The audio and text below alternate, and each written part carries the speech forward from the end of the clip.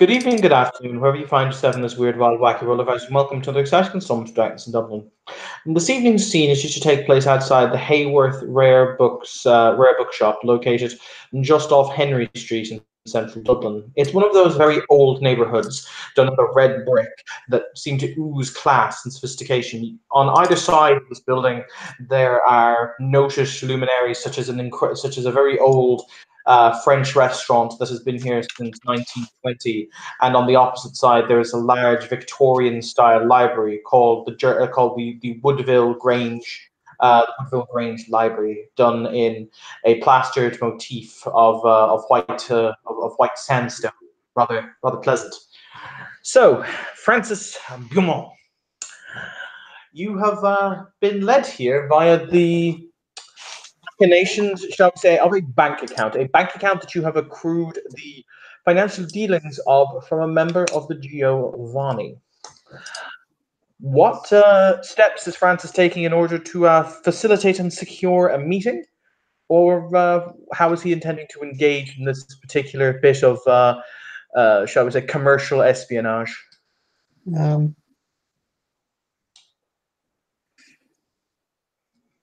The preparations makes are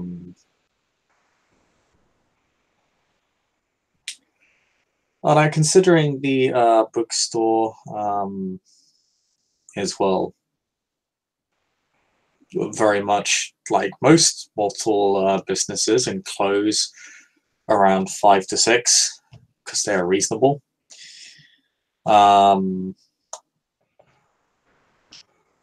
We'll try and find a means to contact the store, masquerading as a collector of literature, looking for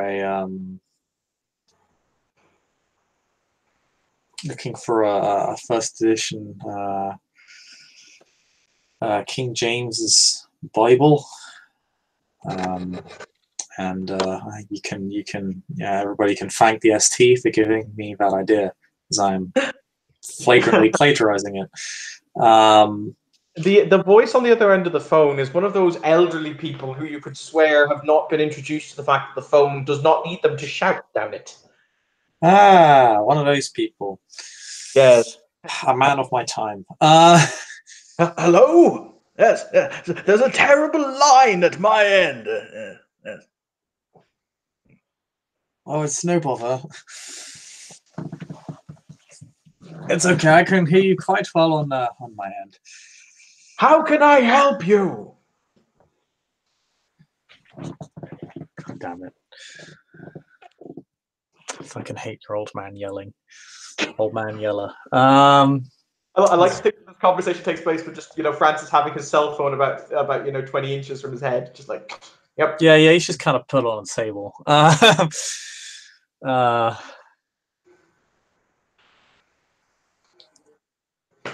Well, you see, I was hoping to purchase a first edition King James's Bible, but I'm afraid I wouldn't be able to make it to this to your establishment until around 6:30. Oh, I see. Yes, I'm sure that one of us, myself or my wife Peggy, can greet you. We may have to. We have contacts in Europe who can provide such a book, but it's not cheap. You understand? Oh, I understand completely. It's quite all right.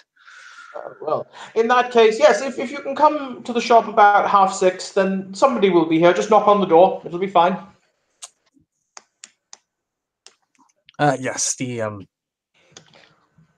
yes, I'll be there at 6:30. My name is James Harrington, so if anybody else is giving a different name, it's not me. Absolutely fine, Mr. Harrington. We shall look forward to seeing you. And likewise. See you then. The phone will go dead. Oh God, an exceedingly awkward and tedious encounter. Arthur thinks to himself. And yes, he rests back a little bit and takes a moment before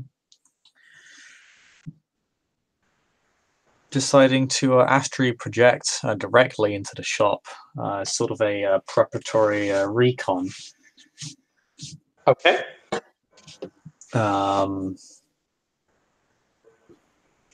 As he has, how long does he have until 6:30? Well, this would probably be the previous evening, realistically, because you would only be waking up at about 5:30, 6 o'clock ish. Yeah, that's true. That actually works. He would probably do it the night prior, because that gives him more time. Also, he literally gives him more time to explore, and also it gives him an immediate idea of what they're saying about him, if anything, just in case they are sketch, which they are. Dubious old man. Very dubious old man. And the very dubious wife. Even more dubious, she didn't say a word. That is even more suspicious. While her husband was having a senile moment down the phone. Yeah, I mean, there's that screen. Clearly guilty. Clearly the guiltiest. But yeah, he will just make the leap. I think I do actually have to make a roll. I'll double check. Astral project, I think you do. I think I do.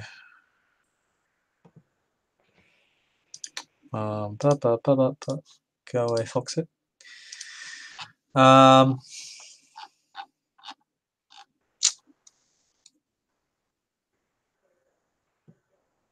Let's see. I need to spend a point of willpower, make a perception awareness roll. Difficulty varies depending on the distance and complexity of the intended trip. 5 is within sight, and 7 is nearby or to a familiar location, and 9 reflects a trip far from familiar territory, like a first journey from North America to the Far East, trying to shortcut through the earth. The greater number of successes, the more focused a character's astral presence was, and the easier it is for her to reach her desired destination. So I'm just going to make that roll. It's going to be difficulty 7. You're not exactly sure where it is, but it's not too far off the beaten path. Yeah. Okay.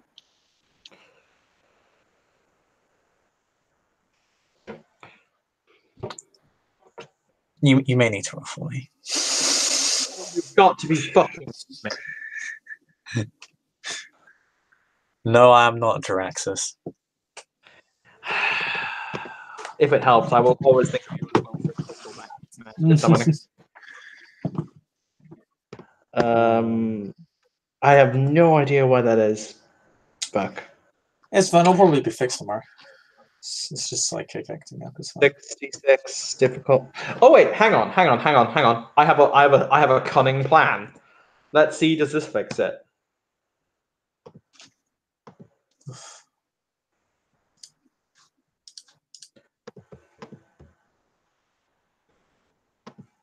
There you go. See if that fixes it. Hang on. No, wait, hang on. Yep. I accidentally fucked that up. Oh, never mind.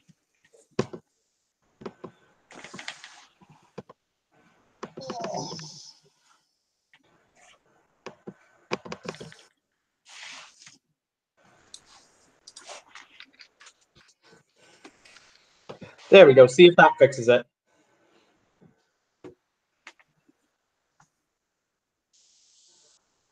All right.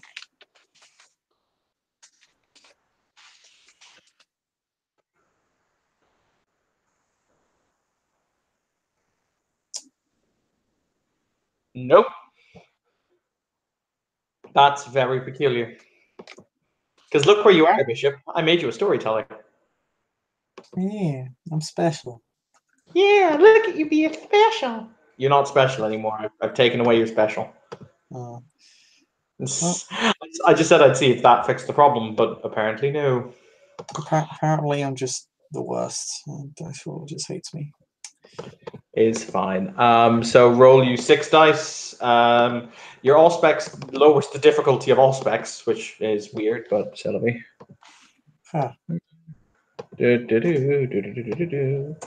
So you've got 5 all specs, which lowers the difficulty from 7 to 3.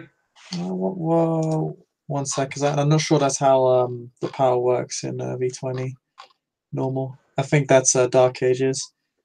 Oh no, it is the same. It is exactly the same. That is hilarious. It's exactly the same. I'm aware of this fact. It's hilarious.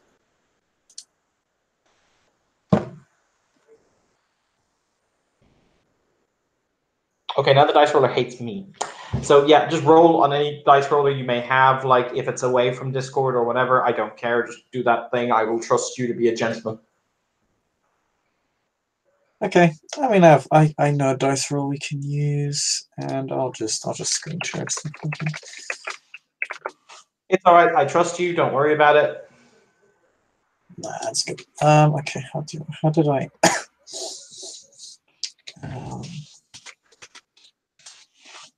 60-10. Difficulty 3.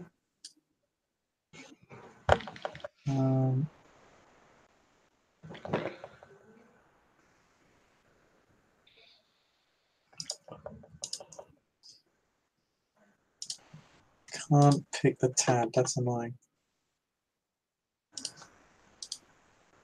But you can see it, so that's good. All right.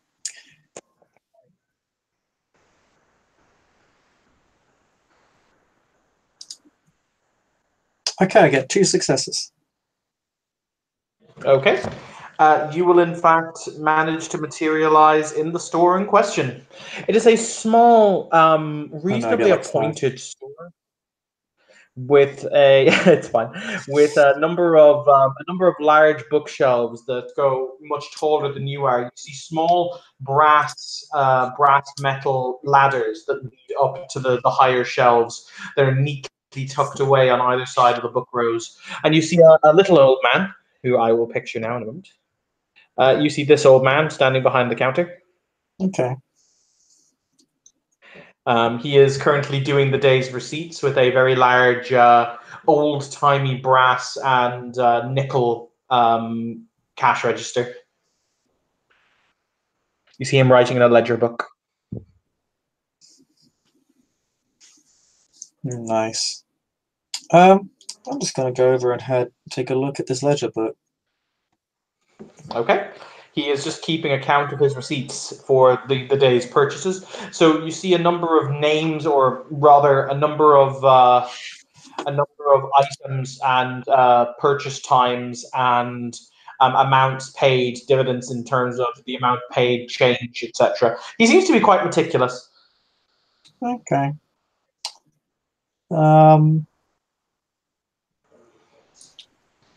Looks good.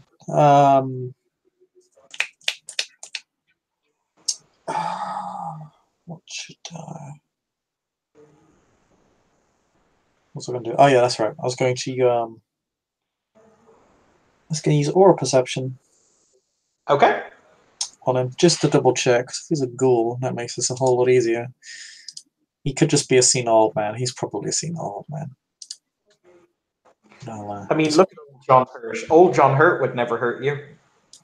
Well, that makes me very concerned. Are you now the concerned face dog? Maybe. Let me double check my stats real quick. Okay. Share my thing again. You don't need to share it, bro. I trust you to not be a dick. Okay. That was actually a really good roll, but yeah. I got a 4, an 8, a 7, a 10, a 2, and a 7. Yep, so he is entirely calm, tranquil. There is no kind of negative emotion that he is feeling currently. He appears to be very sedate and pleased. And he is not a ghoul. He is just an ordinary person. Okay, ordinary person. Okay. I'm gonna have I think Arthur's gonna have himself a look around. he's gonna begin checking out the store and generally just seeing if he can pick up on any clues as to why somebody would want to invest such a ridiculous amount of money into this place. However, it was only well, to be fair, it wasn't a ridiculous amount of money. It was 200,000. Which, by many people's standards, is a ridiculous amount of money. Yes, it's strange for a bookstore. Depends on what it was for. There was a payment made to it, which means the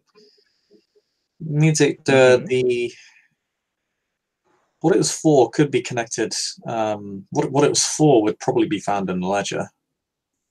You would see the little old man close his ledger, at which point he walks over to a portrait which appears to be of it's some monarch.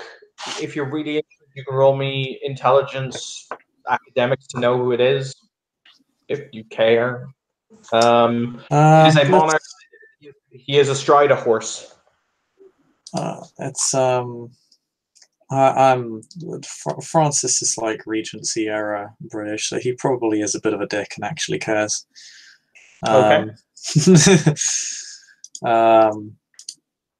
Yeah, he has academics free. It's not in his specialty, though. He's not involved in history. He's involved in military science. But, I'll have him roll it. His intelligence. It's going to be difficult to 7 because identifying somebody in armor just by looking at them. Yeah, it's one of those annoyingly obscure things that no reasonable person would care about, but hey, there you go. Oh, I got a 10, a 2, a 3, a 10, and a 4. Okay. It is King Henry VII. Oh, an underrated one. Also known as the Spider, and was was known for his incredibly adept taxation and money handling skills, which is ironic because as the guy opens he pulls back the portrait, there is a safe behind it. You will see him enter a key code that's about 7 or 8 digits long, very, very quickly. Like, if you want to try and memorize it, you can, but it's going to be hellishly difficult, unless you have a eidetic memory. No, I kind of wish I did. Let me double check what I do have. I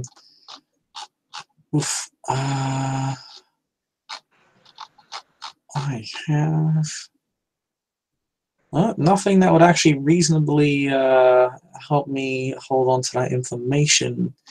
But actually does give me an idea. Because currently, if he's typing in the code, then they should be part of his surface 4 pattern, because he's consciously thinking about it. So it might be Arthur might seize the opportunity to use telepathy and try and seize the numbers from his mind directly. Okay. It depends. It depends on it depends on kind of how you play telepathy. Because I know some people make it fairly noticeable when it's directly done, like it kind of causes a slight headache, or if there are any tells to it. From my perspective, it's always been very, very kind of under the table, inobtrusive. You wouldn't know unless you knew it, basically. Yeah, unless you're actively kind of looking to see if someone's fucking with your head. Okay. Yeah. I'll do that. I take it that his willpower has something to do with the difficulty. I think it is, yeah. Telepathy is yes, difficulty with their current willpower. Okay. Difficulty will in that case be 7. He is a wise old bird. Holy shit, okay. That was harder than I thought it would be. Let's see. Yeah, I don't have to spend anything for this because he's just a mortal, so I'll just roll it. And I'll just roll my yeah, only 5 dice. 2 successes. So I can read. I get 2 items of information, or I can pierce somewhat deeper than his surface wards. But I'm just trying to get the code. What I'm going to do is I'm going to say the code once, and if you can write it down in time, great. If you can't, well, 722150. Got it. Thank you.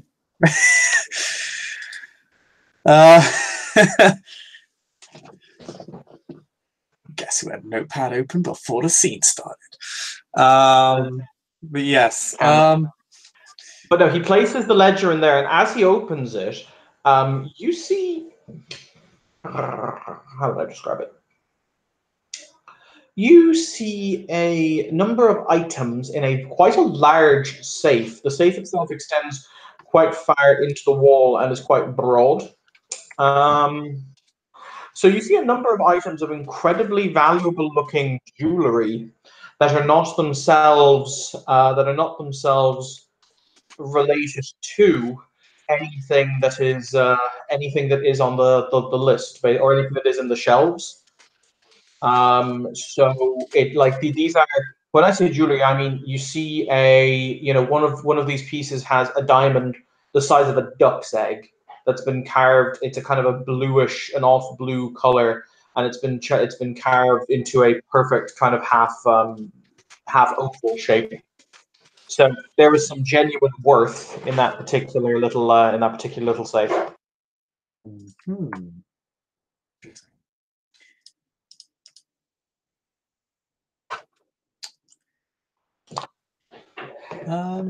Though I will give you somewhat of a hint, because I sense you may have glossed over it. His willpower is exceedingly high. Yeah. I'm just going to say that. Yeah, Alpha, obviously, he's not. Obviously, it's not quite as rigid as a rating, but Alpha probably noticed. That was oddly difficult. You only do tend to have. They tend to oscillate between obscenely weak or surprisingly strong, but in his mind. But this figure was very different. His mind was very difficult to pierce.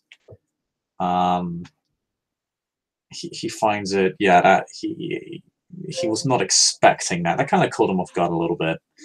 Make me a perception alertness roll.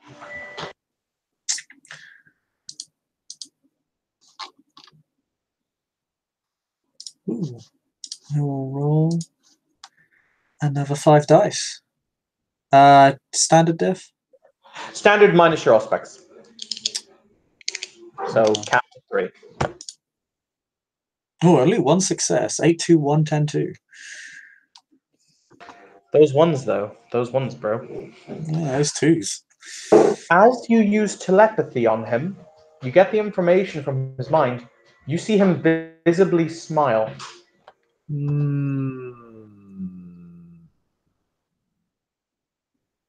The astral projection narrows its eyes.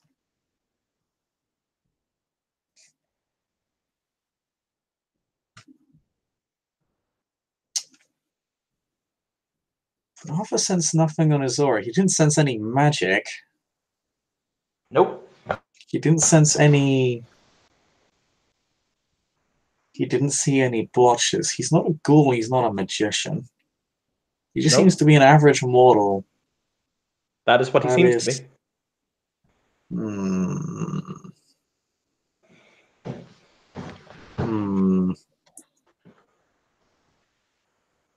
That immediately arouses Alpha's suspicion. But he does shift in his astral form somewhat. He kind of looks to see what he'll do. I'm curious if you're the delightful young man who just had a very pleasant phone conversation with me. He's not looking at you. He's still looking into the safe.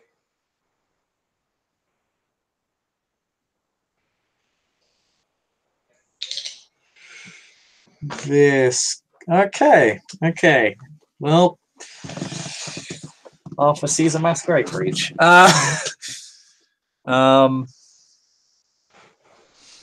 There is a few seconds of silence. He waits to see what he'll say next. He doesn't respond initially. He turns very slowly. He then looks directly at the astral projection. The astral projection tilts its head. You could have come and we could have had a civil discourse.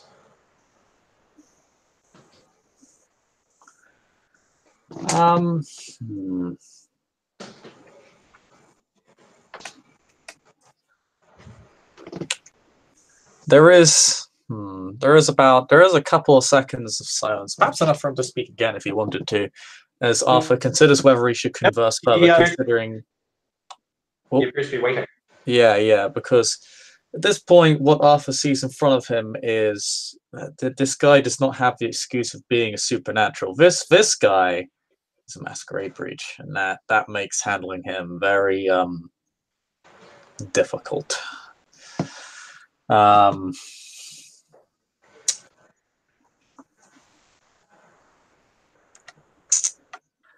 Perhaps we should do the formalities of introduction. I think that would be quite simple, wouldn't you?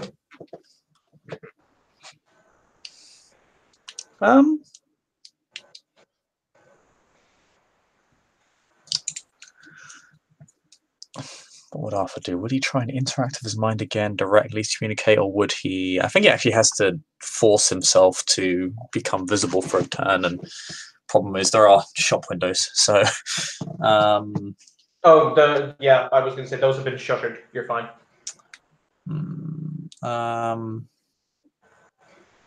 It's possible best. Okay, he can't. Well, he can only manifest for a turn anyway. So he actually will just use telepathy to make this a lot easier, because he can't. Mm-hmm. He can't really. Yeah, he actually has to do that if he wants to interact with someone for any period of time outside of a short sentence. That's fine. Does he just let me interact with his mind? At this time, it's a lot less. He immediately acquiesces. Oh. Okay.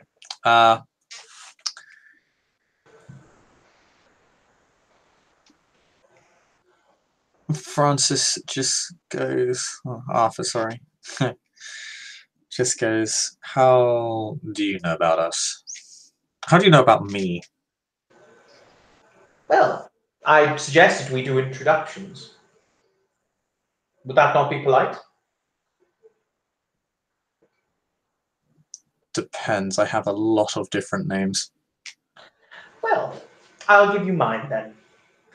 Glyn Heatherside, Clan Malkavian.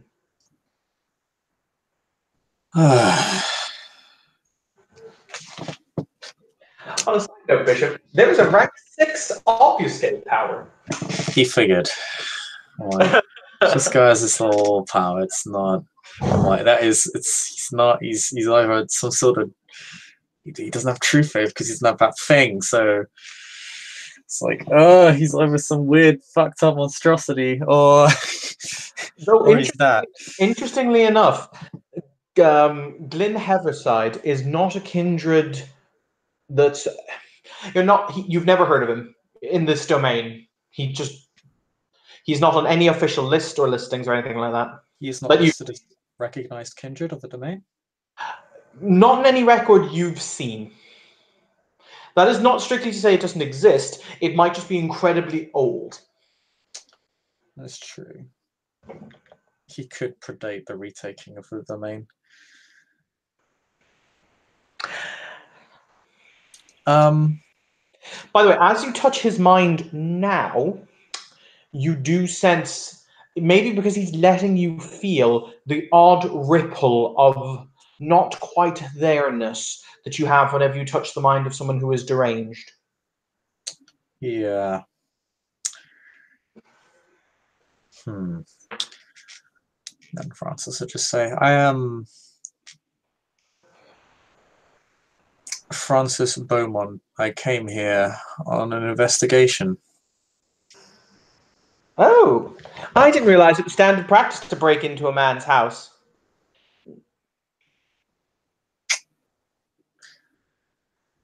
I'm investigating the attempted assassination of an Archon of the Camarilla. Oh, I did not exactly know what I was walking into, so I decided to do some preparatory wet work. However, I did not. I was also unaware that I was, as you say, breaking into a kindred's mind, and for that you have my apologies. I mistook you for a. ah, yes, and for the breach of domain, you will have my forgiveness.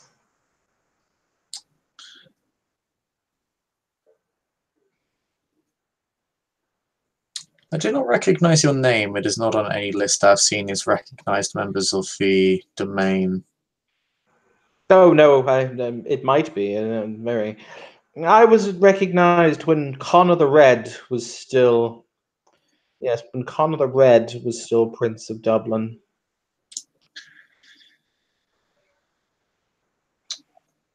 Does Arthur recognize that name?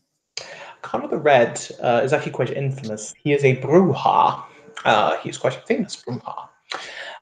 He basically created the domain of Dublin as an entity because prior to that, it was a kind of an oligarchical system of minor chieftainates that were controlled by different clans. But he established Dublin as a domain in Camarilla history circa about 1450, 1460. He died and ceased being prince of the city in the year 1812, wherein it was taken over by the then Tremere prince, Prince Stahlheim, Alexander Stahlheim, who was then served as prince up until we have. So there's a huge gap in there when he could have been recognized. Yeah. So you have no idea as to his age or his well, you have a rough idea maybe as to his generation, because if he's actively hiding the fact he's a supernatural. If he's able to conceal himself from me, then he is at least of my generation, if not lower. Yep. Which does lend credence to his claim. It also makes it unlikely that he's a Sabbat, as the Sabbat doesn't have too many elders, particularly not of Clan Malkavian. They do exist, but it does make it less likely. So I've been here rather, how would I say, unmolested for quite some time. You're the first visitor of our kind I've had in, well, there were those few very odd gentlemen who attempted to break in. They did not have a pleasant time, but that was a year and a half ago. So you're the first visitor I've had in a year and a half. Well, I do apologize for breaking in, although I hope I did it at least somewhat more tactfully than your prior guests. We could ask them if you'd like. Pardon? We could ask them if you'd like. Oh dear.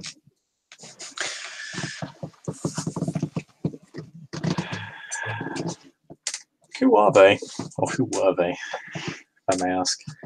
I believe the term used is a pack. That is the plural of Sabbat, isn't it? Yes, the Sabbat. I still keep them in the basement. Interesting. Yes. So what was this guy's name again? Because I should note it down. Glyn, Glyn, Heverside, Heaveorside. Heather, Heaverside. Yes, Heverside. Heverside. Okay. Maybe Malkavian might know who he is if he's of any significance, but you've certainly never heard of him.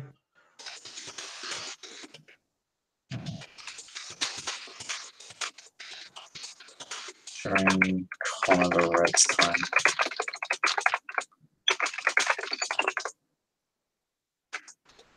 1450 to 1812. There we go. That's the Banner's basement.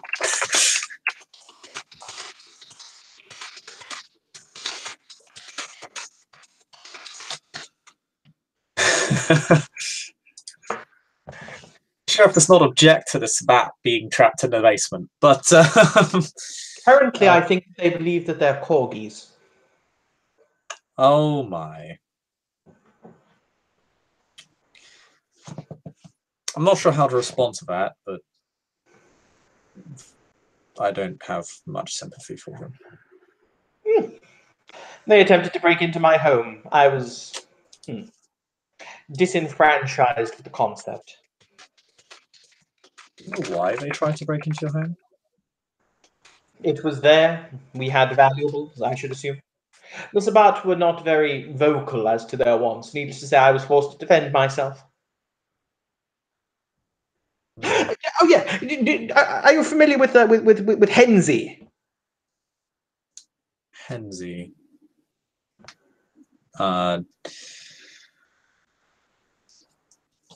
Francis, as he's introduced himself, thinks on the name. Has he heard of him? The seneschal's name is Hennessy.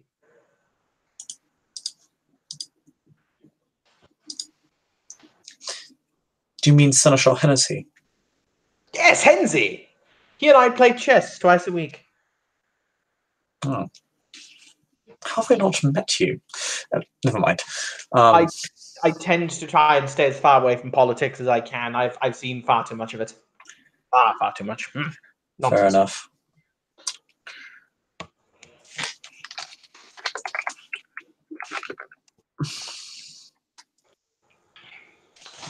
There is kind of a brief pause. This is all a giant surprise to the sheriff. It continues. But yes, I was on the phone with you just a few moments ago. Yes, I know. Well, just in case there was any doubt. Oh. How... I presume your wife takes care of the shop during the day. The astral projection quote, air quotes. Oh, I don't have a wife. Oh. Oh, interesting. Who does take care of the shop during the day then, if I may ask? You don't have to tell me if you're going to wish to, obviously. In a manner of speaking, I do.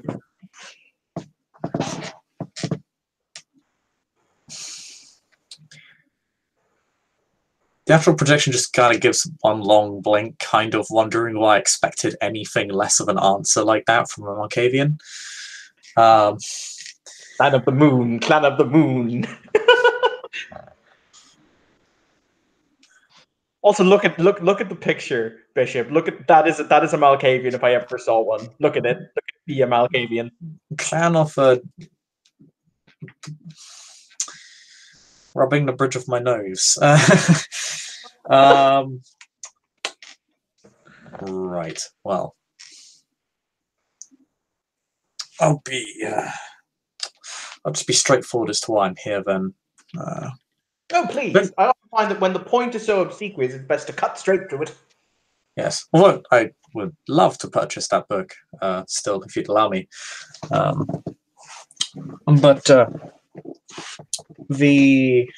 I am, as I said, I'm investigating an attempted assassination of an Archon of the Camarilla. Oh, yes, the Camarilla. He stops. I have to say, I didn't like the convention much. The people talked incessantly. Welcome to politics.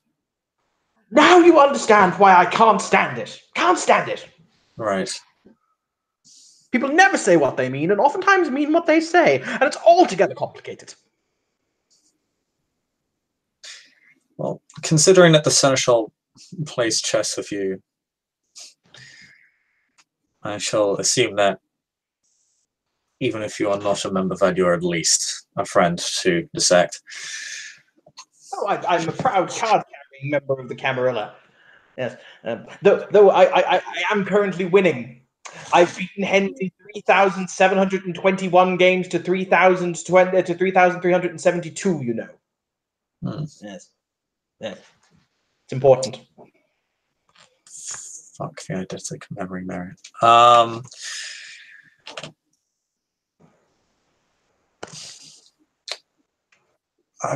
I am aware that your establishment received an investment of 200 grand recently, give or take. Ah, yes, indeed, it did. This was. He takes out his little notebook. He says this was on June. Oh, sorry, no, this was on. Sorry, I can fucking English today, not June. This was, of course, on. This was, of course, on February the 7th. Yes. Is he correct? Yes, the date is correct. I said that in your old man voice. Nonsense! Henry! Yes. The same that particular payment came from precisely the same source that paid out the hit on the Archon. Hence my curiosity.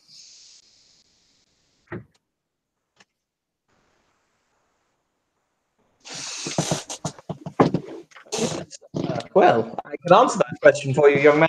I was reading a book, and it was unfortunately required certain very unique material to bind, shall we say. So I was forced to outsource. It became rather expensive.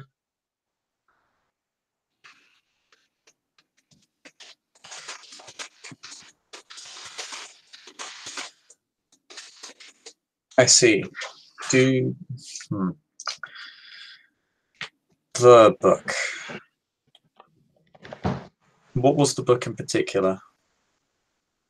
The book in particular was a 13th century piece about the genealogy of a family from the southern region of France in the Gascon called the Valois family.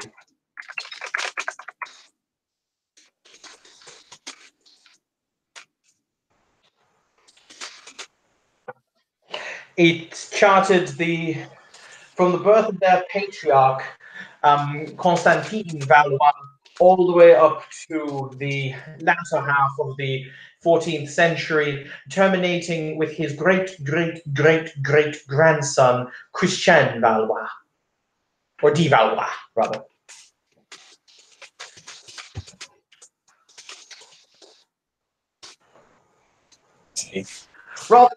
Rather dry material, you understand, but it was a complete catalogue of births, deaths, relationships in the family, etc. Was the book sent to you, or? Oh, yes. Do you know where from? Yes, it was sent to me from a brokerage firm, from a auction house, as a matter of fact, from Hedley and Conch.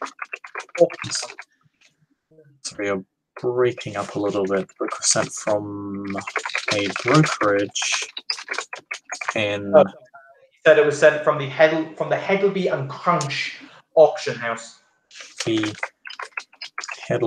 going to try and pronounce it correctly. Hedley and Crunch auction house. Where's that? Is that in Dublin? I was going to say not Crunch, Crouch. Crouch. No, it is located in Strasbourg.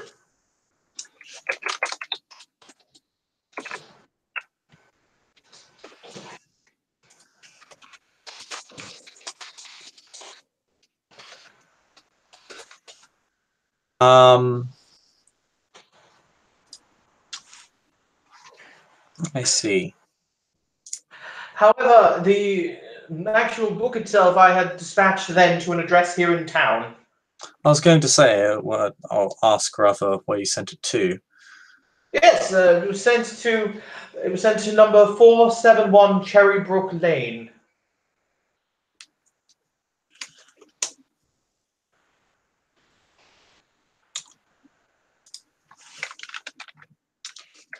Sent to 1 Cherrybrook Lane.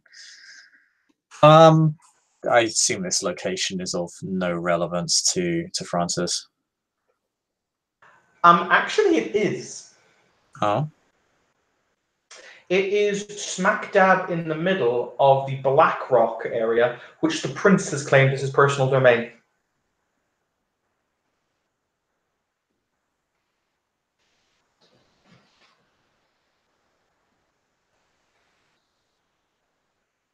Hmm. And then Francis died.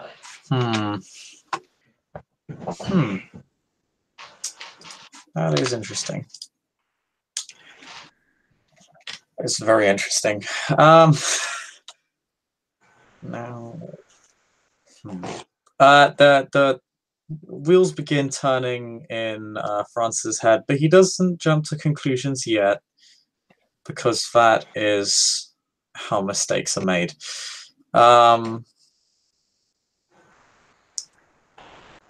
I see. So it was sent from Strasbourg, but dispatched to Cherrybrook. Yes, I got the distinct impression from the handling of the book that it was something to do with a family matter, you see.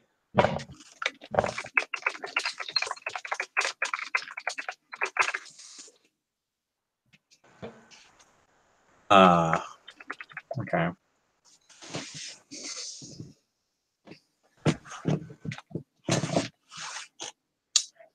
Again, Francis pauses, thinking of,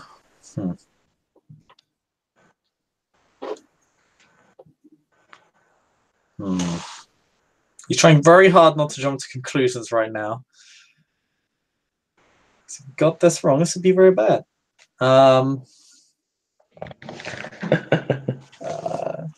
So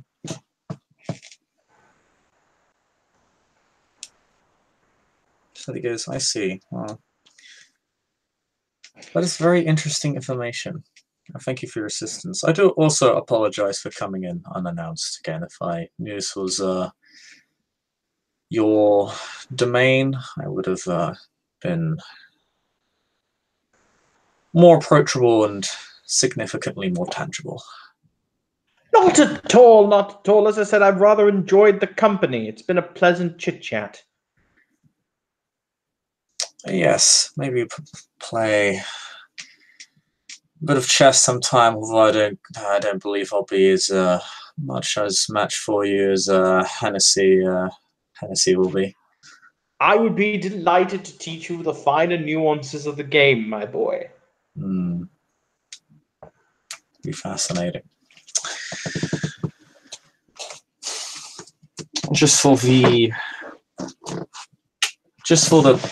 matter of clarity, I know you stated you were recognized by Conover Red, and you've taken it upon yourself to remove yourself from the political matters of the Camarilla in Dublin. I take it the princedom is aware you're here. I assume through your associations with Hennessy. Yes, I should suppose he is.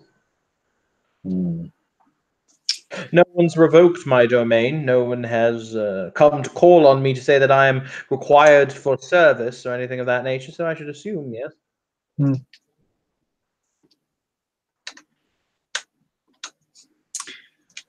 We've certainly done a very good job of planting yourself firmly in the background. I'll give you that much. A quiet life, Mr. Beaumont, is oftentimes its own reward. After all, you do not necessarily need to be the tallest, brightest, or most glorious flower in the garden when there is value to continued, shall we say, existence when all of the others have been plucked.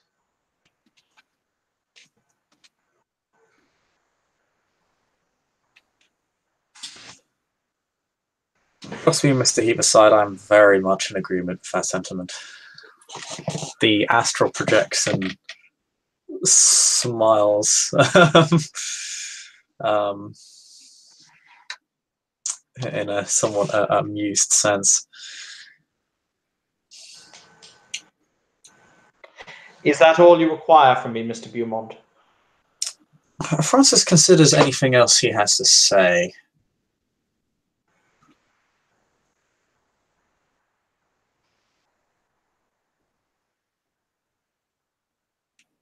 But let's see, he has the book. Knows who this person is. Doesn't really matter who runs the store during the day, to be honest. He has his next link in the chain. Mm-hmm. And there's the tangential issue of the Sabat. But they think they're corgis, so it doesn't really matter that much. Somewhat concerning, but they can be killed at the Camarill's leisure, so he doesn't really need to mind. He doesn't really need to care too much about them. That's something he can discuss with the rest of the court, and see if we should just destroy them outright. As the Scourge would probably like the pleasure of killing them, but hey, that's neither here nor there. So, yeah. Francis considers if there's anything else. He says, I believe that is all. Again, thank you for the discussion, and thank you for your forthrightness in this matter. It is, like I said, of the utmost importance. I'm just a humble servant, Mr. Beaumont.